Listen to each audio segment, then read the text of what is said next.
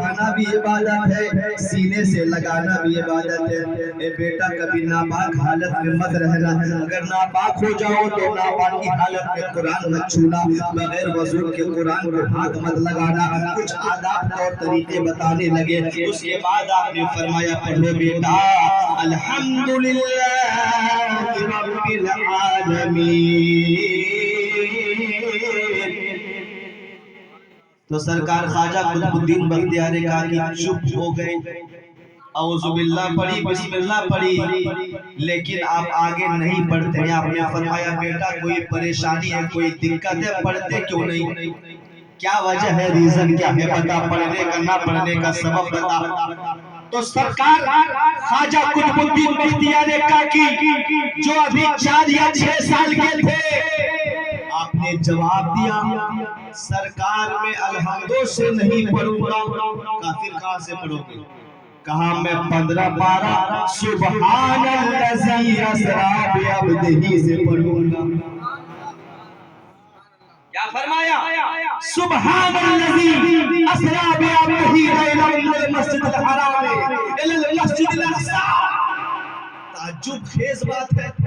उस्ताद ने कहा बेटा अरे अभी अभी तो मैंने ताउज़ पढ़ा या तस्मीया पढ़ाई और बोलते हो 15 पारा से पढ़ूंगा।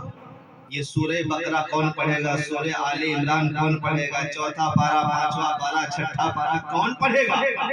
सरकार ये पहले के 14 पारा मैंने माँ के गोद में याद कर लिया है।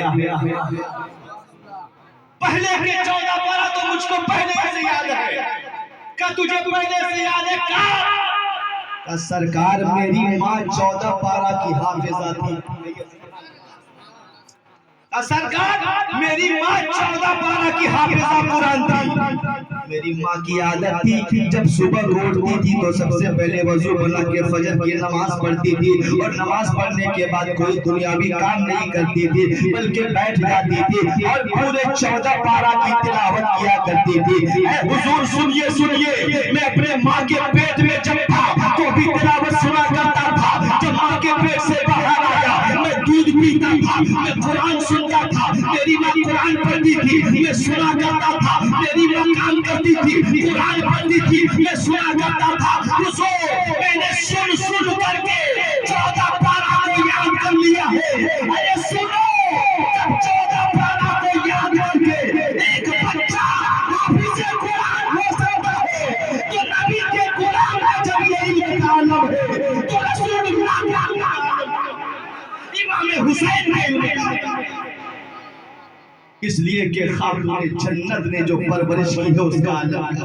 नारे तकबीर, नारे रिसालत, मसलके आला हज़रत उलमाए अहले सुन्नत के अल्लाह अल्लाह ये करामतें और तिलावतों की बरकतें, अल्लाह अल्लाह ये करामतें और तिलावतों की बरकतें, अल्लाह अल्लाह ये करामतें और तिलावतों की बरकतें। अरे एक बच्चा माँ के पेट में हाफिज़े कुरान, बच्चा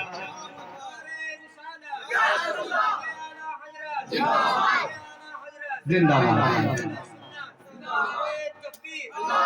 के बच्चा माँ के पेट में हाफिज़े कुरान हो गया। मेरी कौम माँ बहनों, अगर यही सेवा, यही दस्तूर, यही आदत व अखबार तुम अपना लो तो मैं समझता हूँ कि तुम्हारा बच्चा भी जब पैदा होगा तो कसम खुदा की वो भी अल्हम्दुलिल्लाह शरीफ याद करके पैदा होगा।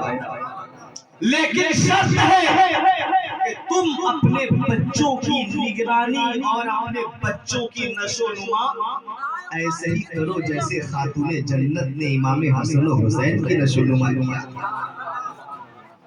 जैसे कि सरकार गौसे आज़म की माँ ने अपने बच्चे की परवरिश की थी।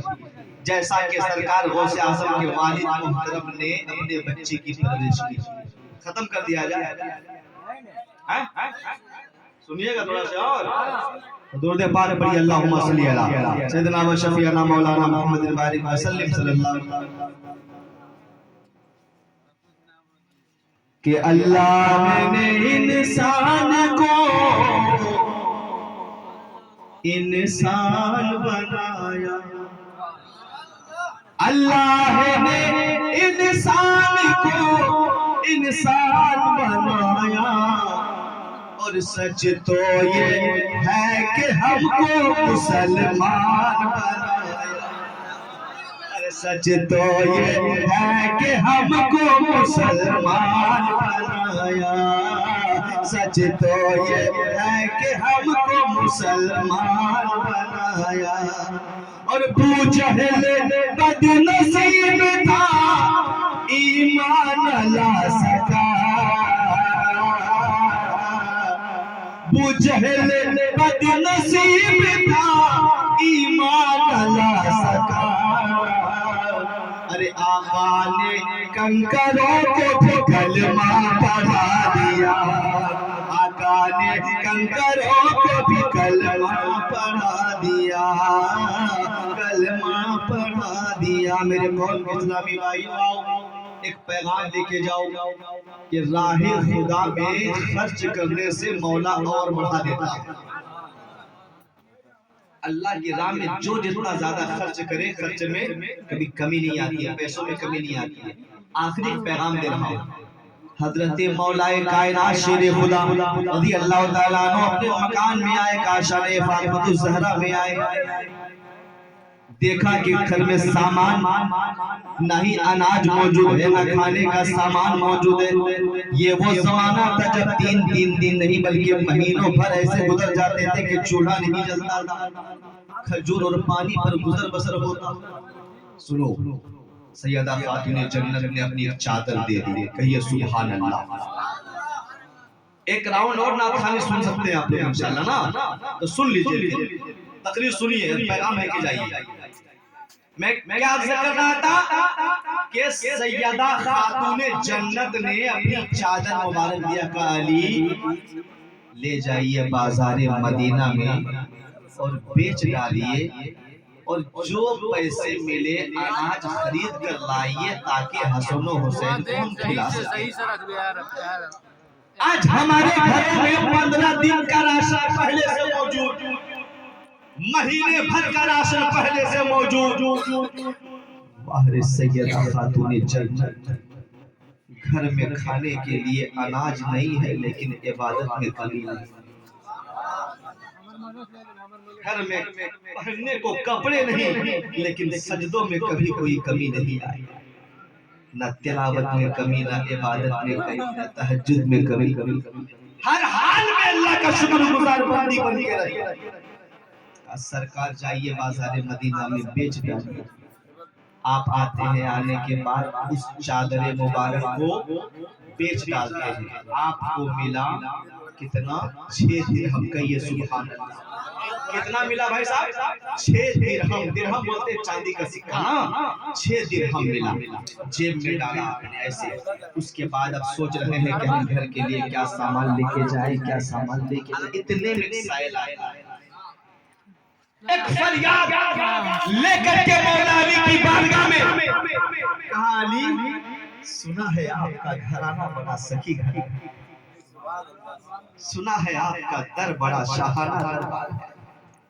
कहा सरकार मैं एक मिस्कीन हूँ, गरीब हूँ, कैदी हूँ, बेसहारा हूँ, भूखा भी हूँ सरकार, कुछ हुआ था। आज के दौर का इंसान होता तो हाथ डालता, लेकिन 10 बार सोचता कि दूं कि नहीं दूं तो कितना दूं।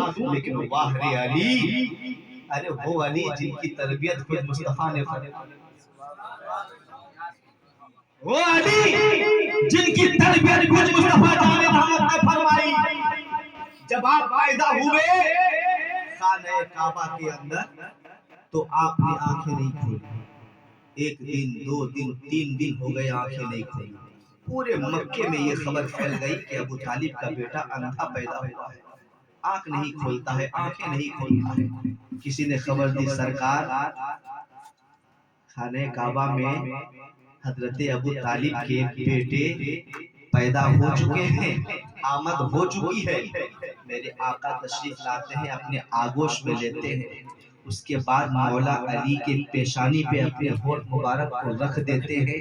कसम खुदा की वो अली